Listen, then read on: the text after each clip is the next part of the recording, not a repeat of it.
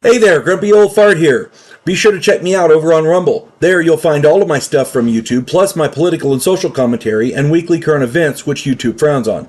Links to my Rumble channel, as well as my other YouTube channels, and links to let you order my books are in the description of this video.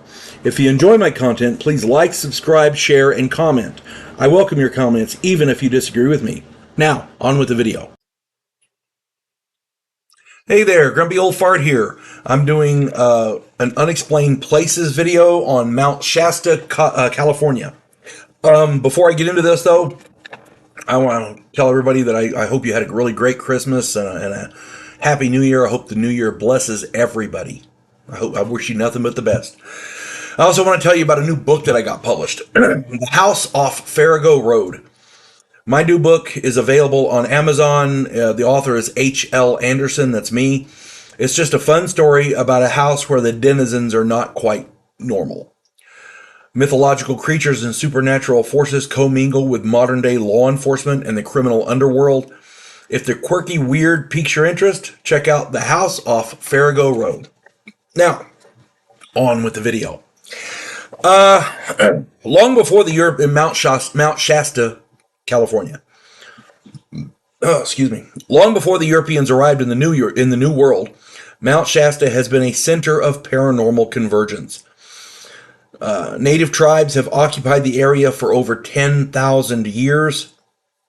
Mount Shasta looks as out of place as anywhere else on Earth. It looms above the surrounding area like some monolith from heaven. Mount Shasta is over 14,000 feet above sea level. It pierces the clouds and creates its own weather. It is a semi-active volcano and oozes lava from time to time. Multiple native cultures around the area have their own legends about Mount Shasta. They call it the sacred center of the universe, the birthplace of all life. Above the tree line is the domain of the sky people, so that everybody's warned not to go above the tree line. Petroglyph Point is nearby and has some of the oldest writing ever found in North America. Some of these carvings, thousands of years old, depict sky people, and they look a lot like aliens, I'm just saying. Sky people were apparently, according to the native culture, sky people were spirits from other domains. Were they aliens? Were they from extra dimensional creatures? We don't know. But, it's in native culture, so there you go. Native American legends talk about a race of giants that live on Mount Shasta.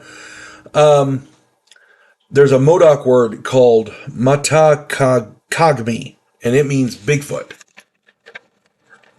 Ironically enough, in Tibet, the word Metokangmi, very similar word, means Yeti. They're extremely similar. Is it possible there's a link between the Modoc people and the Tibetans? Who knows? We do know that a lot of the North American natives came over the land bridge. Their ancestors came over the land bridge from Asia.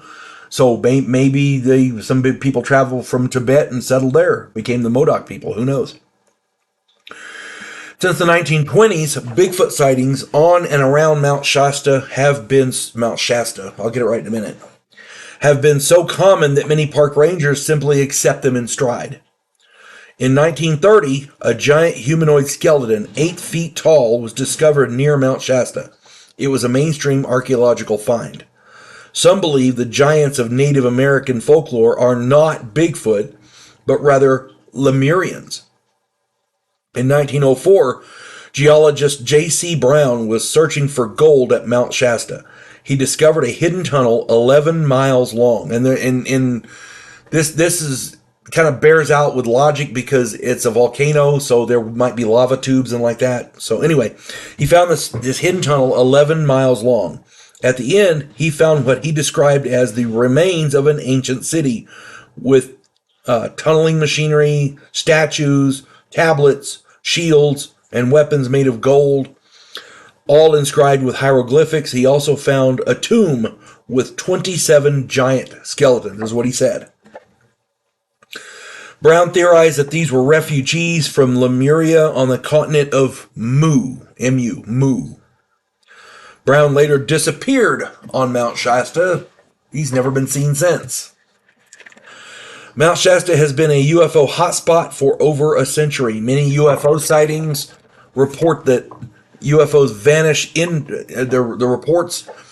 They're saying that UFOs vanish into the side of the mountain, not through open doors, but right through rock face. It's like right in there. Weird. Other strange reports abound regarding Mount Shasta, including strange beings have been seen walking through rock walls. Maybe they're aliens, who knows? Many disappearances have been reported in the area. One young boy who vanished reportedly was found in the woods by another version of his grandmother, who took him to a cave where lots of people were frozen in place.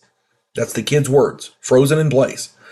This version of his grandmother gave him a medical exam and asked him to defecate on a piece of paper. He couldn't go, and he was later found, he couldn't actually defecate. But so later he was found by a bush that had been searched several times because people were looking for this kid. Later on, the grandmother said that she had heard weird noises. She had had strange experiences on Shasta. So, a man named Carl Landers disappeared in front of two friends in a field. He was never seen again. He's walking along, they're right there, and boom, he just disappears. He didn't go into the ground, he didn't get taken up to a spaceship, he just gone. I did a video a while back on another guy who disappeared in a field in front of a group of people. He was walking across the field towards them, just disappeared. Other strange reports include time dilation, portals, and ghosts. Such reports have been commonplace for over a century. All in all, Mount Shasta is one of the most mysterious places on Earth, and I kind of hesitated doing this because usually if I'm doing a mysterious place, I find articles and I find research that other people have done, and I kind of conglomerate. Usually I can find 2 or 3 or 4 or 5 articles, and if they have all the same information, you go with it. Mount Shasta has so much information. It took me almost 3 months to compile it all. And this is all the common stuff. So, I don't know what to make of that. There's so much weird stuff, the weird becomes normal. That's crazy. Anyway, I hope this finds everybody well. You folks have a good one now. God bless one and all. Clarissa Lowe, a historian from the future. Delmore Kane, a Civil War veteran turned outlaw. This oddball pairing faces a conspiracy of epic proportions spanning the centuries. If you like action and adventure westerns with a splash of science fiction and fantasy, check out my book series Drifters and their ongoing adventures.